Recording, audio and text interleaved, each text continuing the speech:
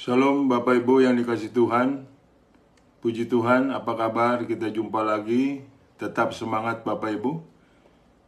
Hari ini kembali saya akan memberitakan firman Tuhan yang adalah kabar baik, yang merupakan kekuatan bagi setiap kita, yang merupakan kepastian bagi setiap kita. Puji Tuhan. Sebelum saya berkhotbah lebih lanjut, kita berdoa terlebih dahulu. Terpujilah namamu Bapa Surgawi, kami mengucap syukur yang kami sembah di dalam nama Yesus Kristus. Hari ini kembali kami boleh mendapatkan pemberitaan firman-Mu, untuk boleh kami kembali dikuatkan, dipulihkan, karena firman-Mu adalah pelita bagi kaki kami dan terang bagi jalan kami. Berkati dimanapun jemaat-Mu berada ya Tuhan, karena firman-Mu tidak akan pernah kembali dengan sia-sia. Di dalam nama Tuhan Yesus Kristus, aku sudah berdoa dan mengucap syukur. Haleluya. Amin. Haleluya. Bapak Ibu yang dikasihi Tuhan, tema khotbah saya pada hari ini adalah mencermati waktu Tuhan bagi orang yang beriman. Mencermati waktu Tuhan bagi orang yang beriman. Mengenai waktu Tuhan ini, Bapak Ibu, masih banyak masalah di kalangan orang Kristen. Sehingga pada akhirnya banyak orang Kristen yang tidak mempercayai waktu Tuhan, dan pada akhirnya saudaraku hidupnya menyimpang dari jalan Tuhan. Ini patut disayangkan Bapak Ibu. Sebagai ayat pembuka atau sebagai ayat pendahuluan, kita lihat Pengkhotbah pasal 3 ayat 1-2. Untuk segala sesuatu ada masanya, untuk apapun di bawah langit ada waktunya. Ada waktu untuk lahir, ada waktu untuk meninggal, ada waktu untuk menanam, ada waktu untuk mencabut yang ditanam.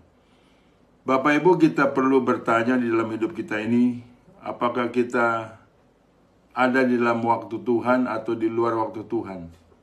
Artinya adalah kita ini harus mempercayai kita hidup di dalam otoritas waktu Tuhan.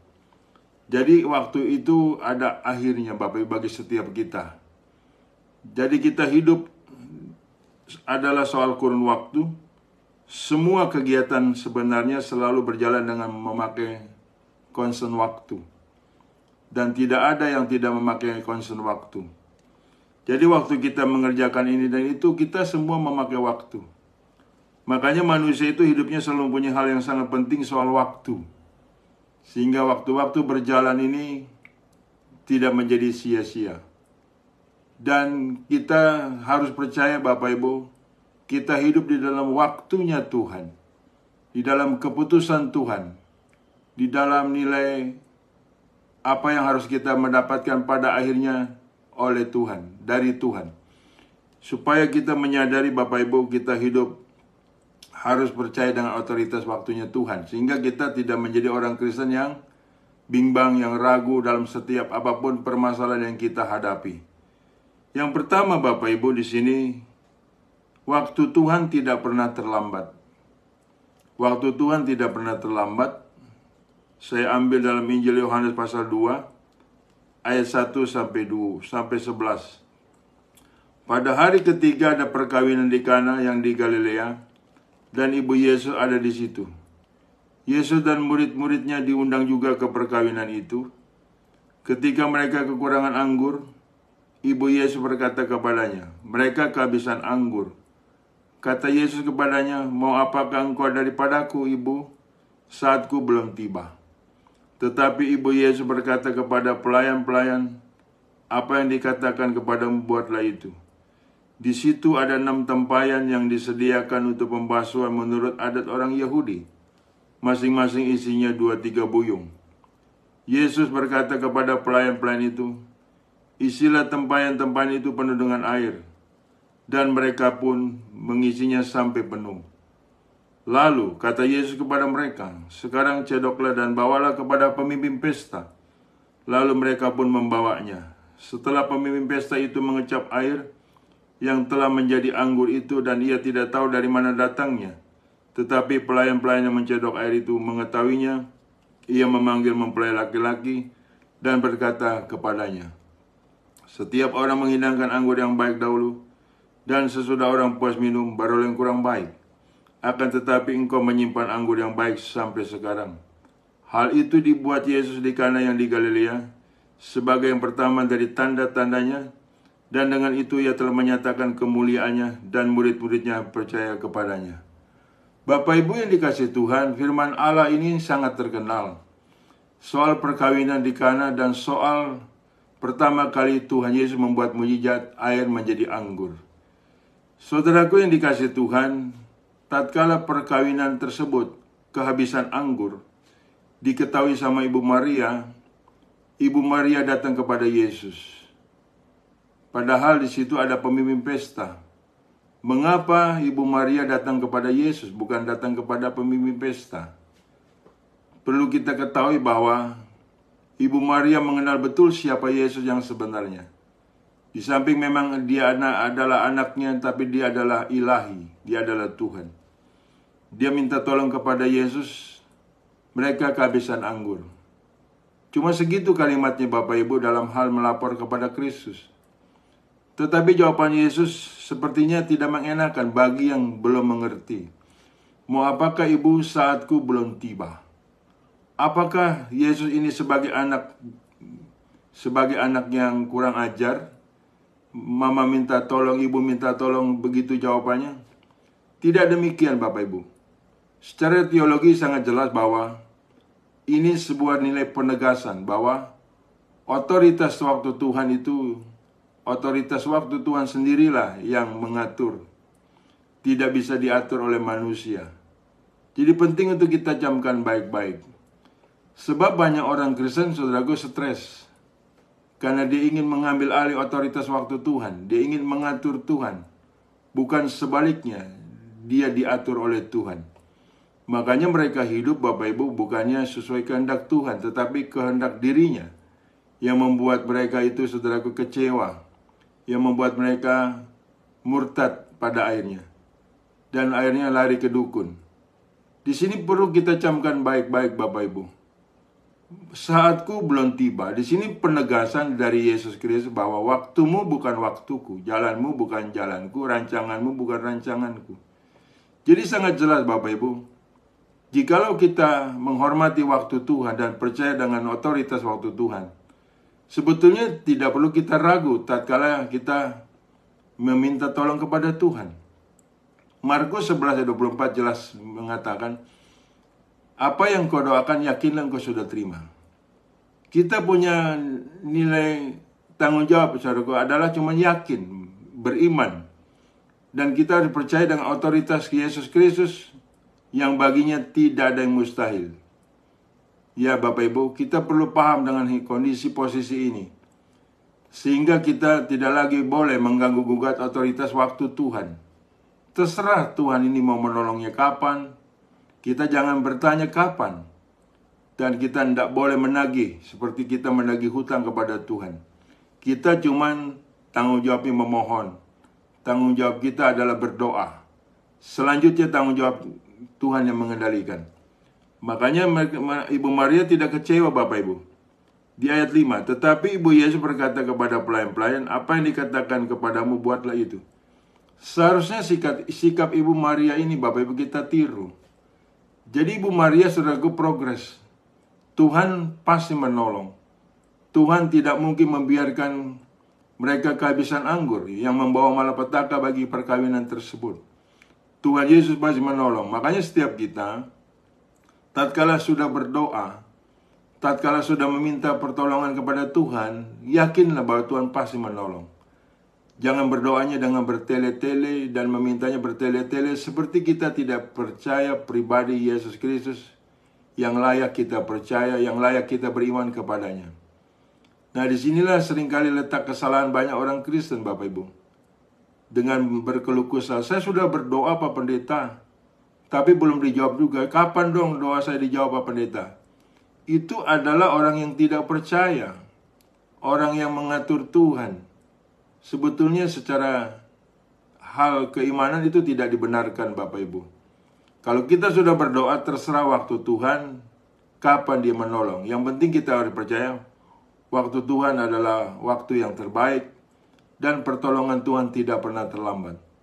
Makanya di sini di perikop ini, Tuhan tidak terlambat dalam hal menolong mereka. Tuhan mengubah air menjadi anggur. Waktunya tidak pernah terlambat, Bapak Ibu. Kita camkan baik-baik. Dari peristiwa ini, Bapak Ibu, mewakili keadaan kondisi kita dengan apapun permasalahan yang kita hadapi. Jadi saudaraku, dari peristiwa ini adalah satu nilai titik awal kita percaya bahwa pertolongan Tuhan tidak pernah terlambat. Waktu Tuhan tidak pernah terlambat. Waktu Tuhan adalah tepat pada waktunya, Tuhan pasti menolong kita. Ada amin, Bapak Ibu?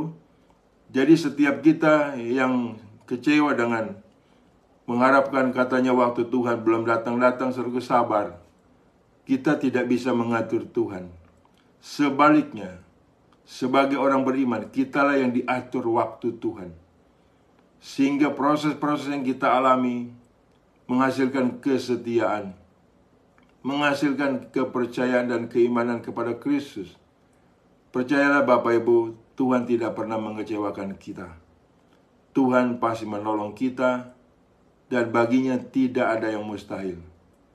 Ini penting untuk kita camkan baik-baik sebagai orang beriman. Tetaplah kita beriman kepada Yesus Kristus, karena Dia layak kita percaya sebagai Tuhan, sebagai yang mampu menolong setiap persoalan apapun kita. Jadi jangan sampai menggugat waktu Tuhan kapan, terserah Tuhan. Amin. Hidup kita akan lebih tenang, lebih sejahtera, lebih damai saat kita mempercayai pribadi Yesus Kristus yang tidak pernah meninggalkan kita, yang selalu setia menyertai kita. Ada amin, Bapak Ibu. Kuatkan dan teguhkan hatimu. Tuhan pasti menolong persoalan apapun yang engkau sedang hadapi. Yang penting di sini kita percaya dan jangan putus asa. Tuhan Yesus adalah Tuhan yang setia, yang baginya tidak ada mustahil, yang selalu mau menolong umatnya, mau menolong bagi kita yang percaya. Makanya di sini di perkawinan itu, selamatlah dari kehabisan anggur. Dan anggur yang baik selalu tercipta tatkala Tuhan disertakan dalam hal rumah tangga kita. Ada amin, Bapak Ibu, puji Tuhan. Yang kedua, Bapak Ibu, yang kedua, waktu Tuhan tidak pernah terabaikan. Waktu Tuhan tidak pernah terabaikan. 2 Korintus pasal 6 ayat 1-3. Demikian firman Tuhan. Sebagai teman-teman sekerja, kami menasihatkan kamu supaya kamu jangan membuat menjadi sia-sia kasih karunia Allah yang telah kamu terima. Sebab Allah berfirman, pada waktu aku berkenan, aku mendengarkan engkau, dan pada hari aku menyelamatkan, aku akan menolong engkau. Sesungguhnya waktu ini adalah perkenanan itu. Sesungguhnya hari ini adalah hari penyelamatan itu. Saudaraku, kita ini dalam waktu Tuhan yang tidak pernah terabaikan. Jadi kita ini sebenarnya hidup di dalam waktu kasih karunia. Di dalam hidup waktu dalam kasih karunia ini, kita benar-benar jangan sampai menyimpang dari kehendak Tuhan. Jangan coba-coba kita mempunyai waktu untuk berbuat dosa. Dan itu akan memunculkan akibat yang berat bagi setiap kita. Jadi saudaraku, waktu-waktu yang Tuhan berikan untuk kita bertobat itu sudah harus kita pakai dalam pertobatan. Sudah harus kita hidup dalam pertobatan. Sebab Tuhan tidak pernah mengabaikan waktunya. Dia kan seringkali manusia mengabaikan waktu Tuhan. Dengan menyambi bikin dosa, dengan menyambi bikin jahat, bikin najis. Tidak boleh, Bapak Ibu. Ya kan, sesungguhnya waktu inilah adalah waktu Tuhan mempunyai satu nilai kasih karunia bagi setiap kita. Jadi kita hidup di dalam waktu kasih karunia Tuhan. Apa yang harus dan patut kita kerjakan? Yaitu kerjakanlah untuk kemuliaan Tuhan. Kerjakanlah dengan apa yang Tuhan perintahkan. Kerjakanlah apa yang Tuhan suka. Sehingga kita tidak pernah kepikiran untuk melakukan membuang-buang waktu, Bapak Ibu. Jadi ingat baik, ada batasan waktu. Seperti ayat pembuka tadi. Ada waktu lahir, ada waktu meninggal. Kita tidak tahu kapan mati, Bapak Ibu. Makanya di situ jangan bercanda dengan waktu Tuhan. Jangan bercanda dengan otoritas waktu Tuhan, Bapak Ibu. Tatkala kita percaya bahwa keselamatan kita oleh karena anugerah, oleh karena kasih karunia, nah kita hidup di situ. Jadi kita hidup serku berbeda waktu kita belum bertobat. Sebab waktu kita belum bertobat adalah waktu-waktu kita berbuat jahat. Waktu-waktu kita berbuat najis. Waktu-waktu kita berbuat Tuhan tidak berkenan. Tetapi sekarang tidak boleh lagi. Kita hidup harus di dalam waktu kasih karunia Tuhan menaungi kita, menjamah kita, dan melindungi kita. Dengan demikian, di dalam waktu Tuhan inilah kita bisa sebanyak-banyaknya, seluas-luasnya untuk berbuat baik, untuk berbuat benar demi kemuliaan nama Tuhan kita Yesus Kristus. Jangan lagi mencoba kita untuk membuang-buang waktu dengan cara kita berbuat dosa. Tidak boleh, Bapak Ibu. Kalau Anda percaya bahwa Anda diselamatkan oleh karena kasih karunia, dan disitulah Anda boleh hidup dalam waktunya Tuhan. Sehingga dengan demikian kita semakin dekat dengan Tuhan, semakin fellowship kita dengan Tuhan semakin intens. Dan tidak ada untuk membuang-buang waktu dalam hal untuk berbuat dosa. Ada amin, Bapak Ibu? Jadi waktu Tuhan jangan diabaikan. Jangan terabaikan. Kita hidup harus selalu sesuai dengan kehendak Tuhan. Harus selalu sesuai rencana Tuhan. Harus selalu sesuai untuk menyenangkan hati Tuhan. Itulah tatkala kita menghargai waktu Tuhan, tatkala kita menghargai kasih karunia Tuhan. Banyak orang Kristen berucap bahwa saya diselamatkan oleh karena kasih karunia Tuhan, Pak Pendeta. Tetapi saudaraku menyia-nyiakan hidupnya di dalam hal waktu tersebut dengan cara berbuat dosa. Itu omong kosong, Bapak Ibu. Ya kan, anugerah Tuhan tidak bisa dipermainkan. Karena waktu kita untuk hidup dalam kasih karunia Tuhan itu Tuhan akan anggap cukup. Ya kan, tatkala sudah waktunya kita tiada. Makanya dalam kurun waktu yang ada dengan kasih karunia ini kita ingin berbuat apa? Sepatutnya sebaiknya kita berbuat baik, berbuat benar, saling mengasihi, saling mengampuni, dan tidak lagi untuk berbuat dosa. Ada amin? Itu bagi orang yang menghargai waktu Tuhan. Dan itu bagi setiap orang yang tidak mengabaikan kasih karunia-Nya, yang tidak menyia-nyiakan kasih karunia-Nya, yang tidak membuang-buang kasih karunia-Nya. Ada amin, Bapak Ibu? Jadi jangan coba-coba kita membuang-buang waktu dalam kasih karunia waktu Tuhan ini dengan cara berbuat jahat. Tidak boleh, Bapak Ibu.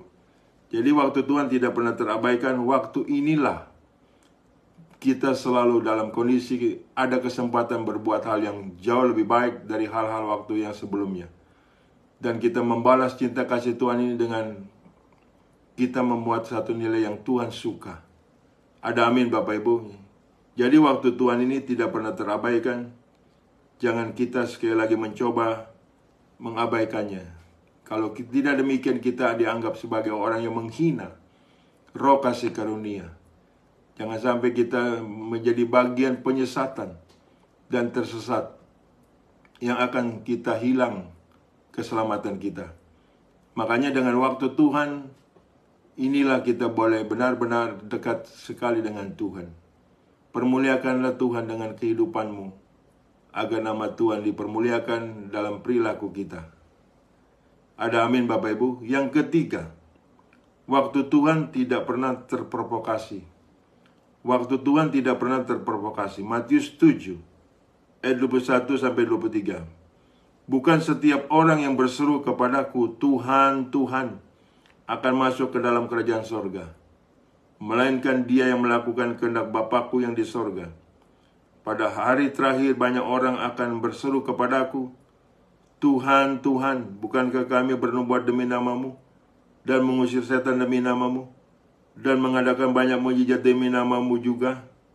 Pada waktu itulah aku akan berterus terang kepada mereka dan berkata, aku tidak pernah mengenal kamu, enyalah daripadaku kamu sekalian pembuat kejahatan. Saudara, firman Tuhan ini menjelaskan, pada waktu nanti, atau pada waktu itulah, aku akan berterus terang kepada mereka dan berkata, aku tidak pernah mengenal kamu, enyalah daripadaku kamu sekalian pembuat kejahatan. Pada saat Tuhan sudah mengambil keputusan untuk mengenyahkan kita, tidak bisa diprovokasi dengan alasan, Tuhan, bukankah aku sudah berseru dalam namamu, mengusir setan demi namamu, bernubuat demi namamu, mengadakan banyak mukjizat demi namamu? Tidak bisa, Bapak Ibu. Alasan itu tidak dipakai, tidak bisa dipakai dan tidak terpakai tatkala Tuhan menjatuhkan nilai hukuman bagi setiap kita yang selalu berbuat kejahatan.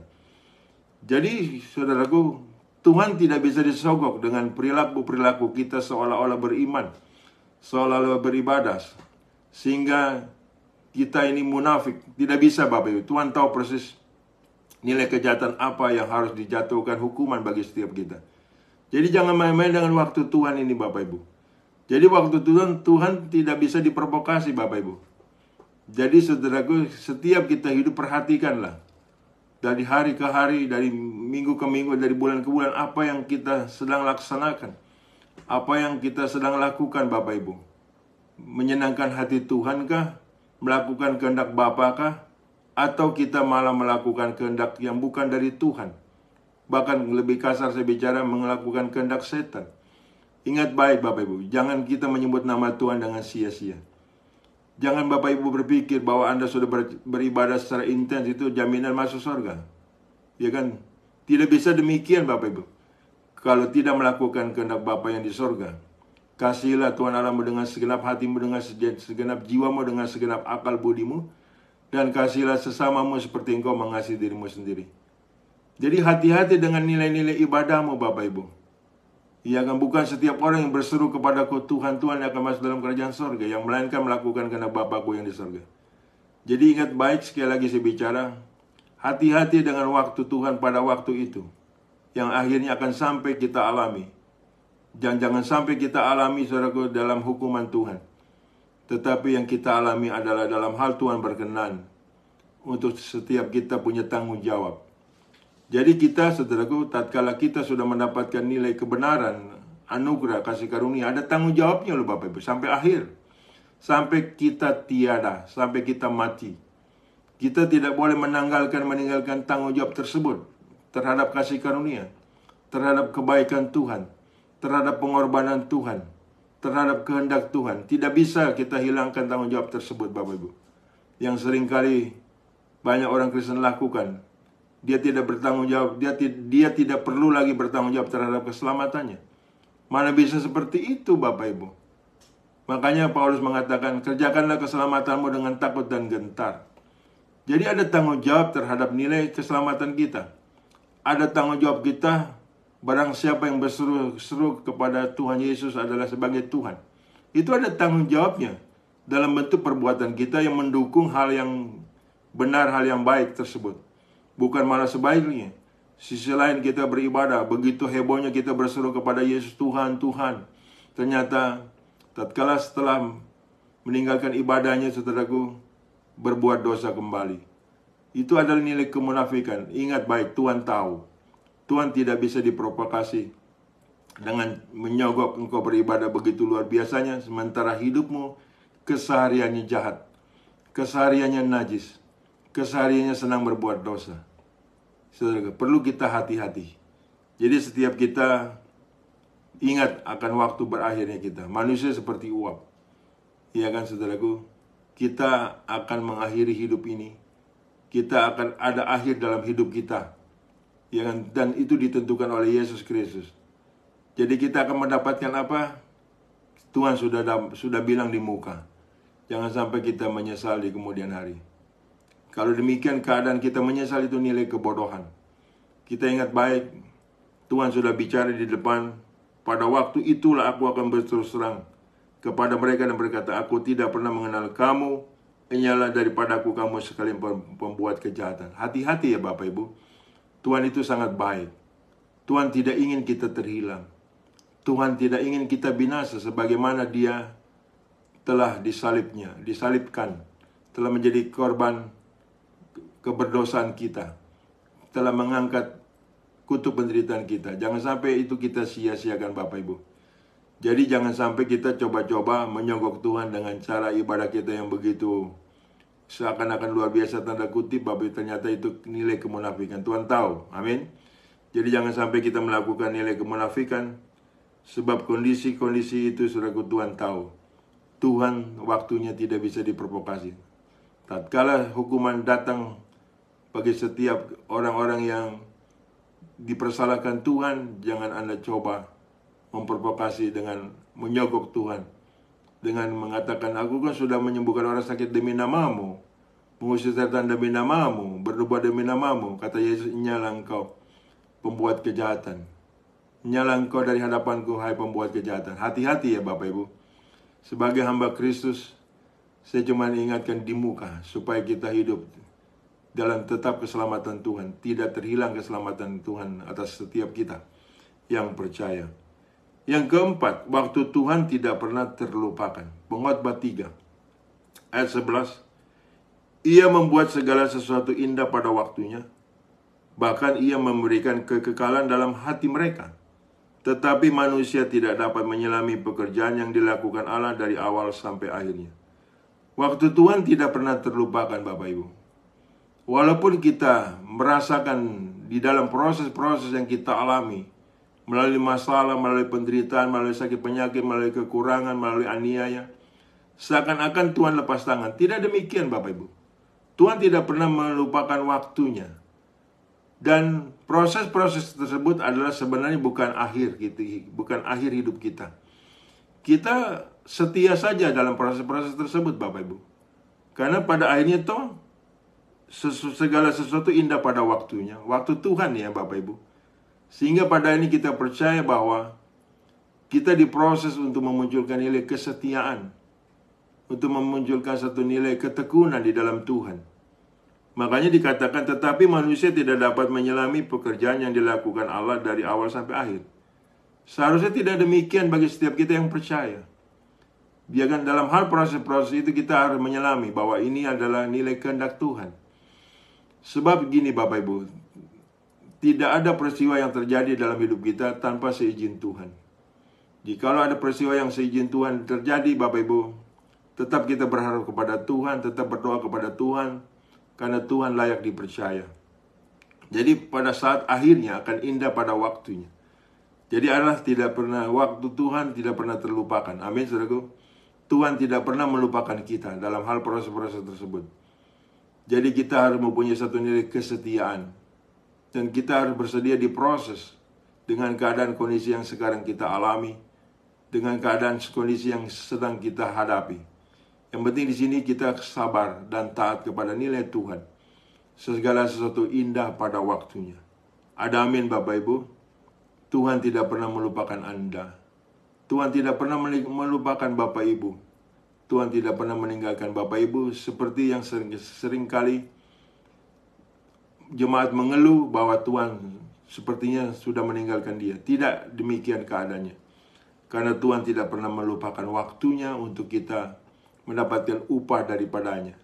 Karena Tuhan kita adalah Tuhan yang bijaksana, Tuhan yang setia, yang selalu memberikan upah tepat pada waktunya. Haleluya. Puji Tuhan Bapak Ibu. Kita punya Tuhan adalah Tuhan yang bertanggung jawab.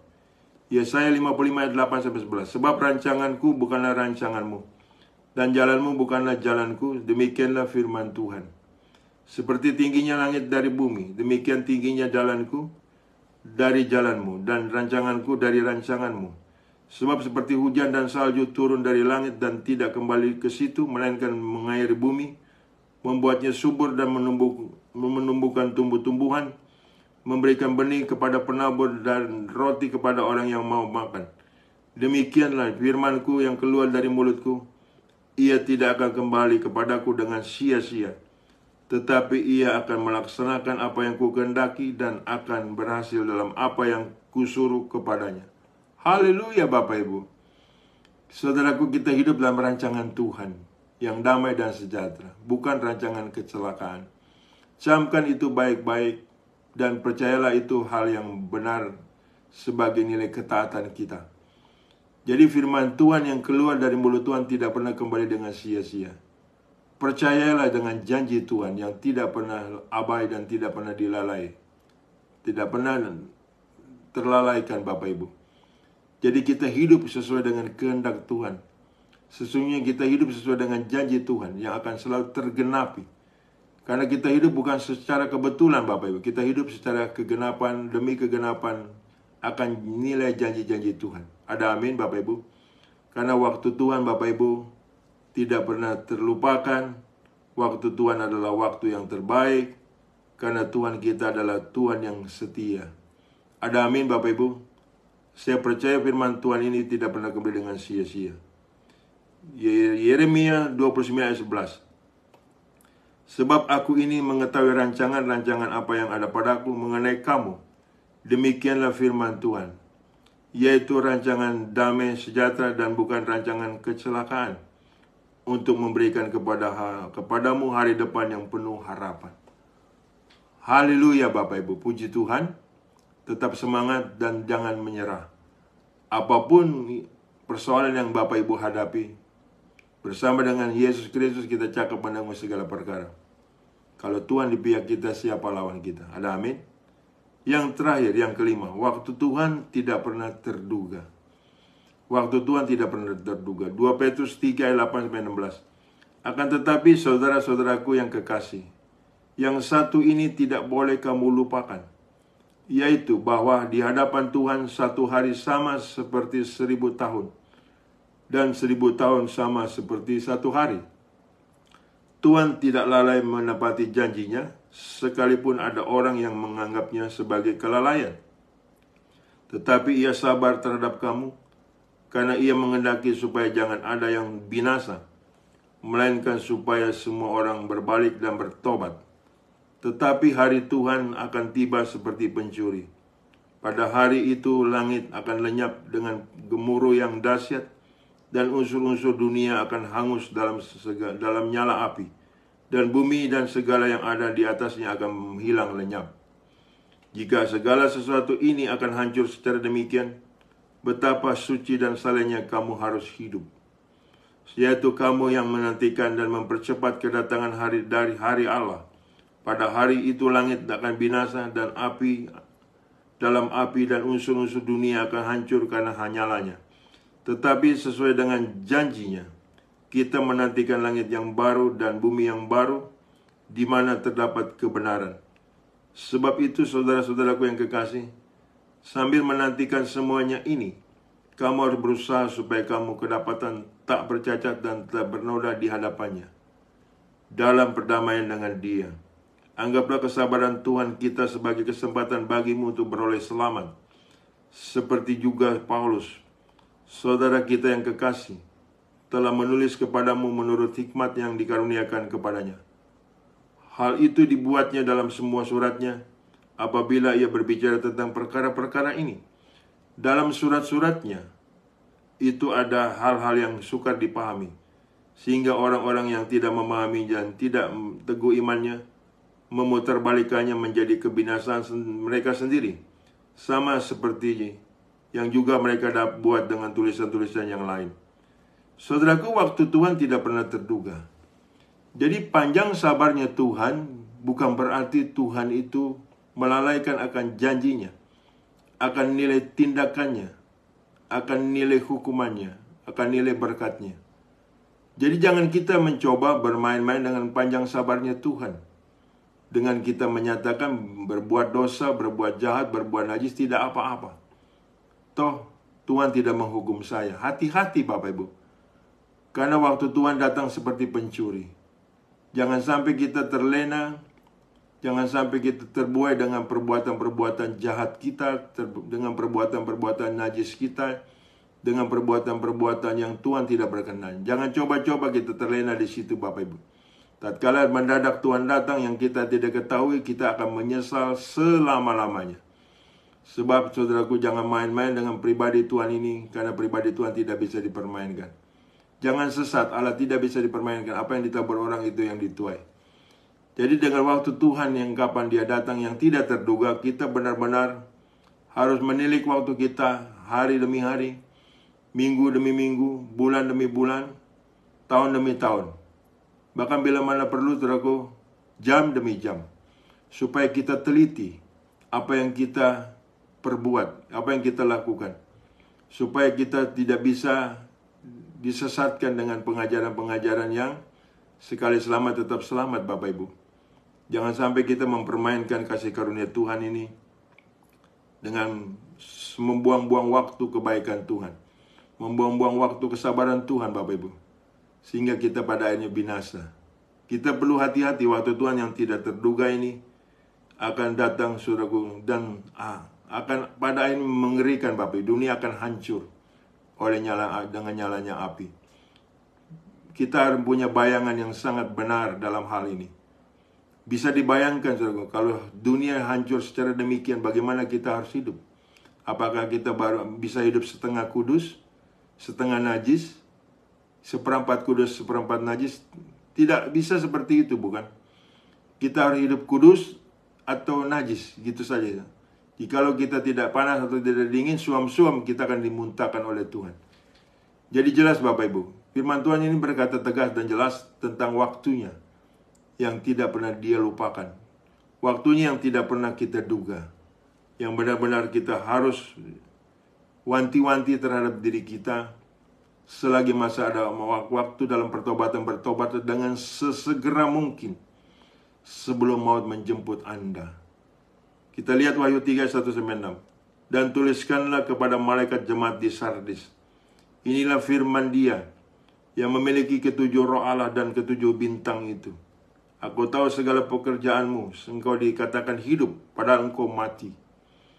Bangunlah dan kuatkanlah apa yang masih tinggal yang sudah hampir mati. Sebab tidak satu pun dari pekerjaanmu aku dapati sempurna di hadapan Allahku.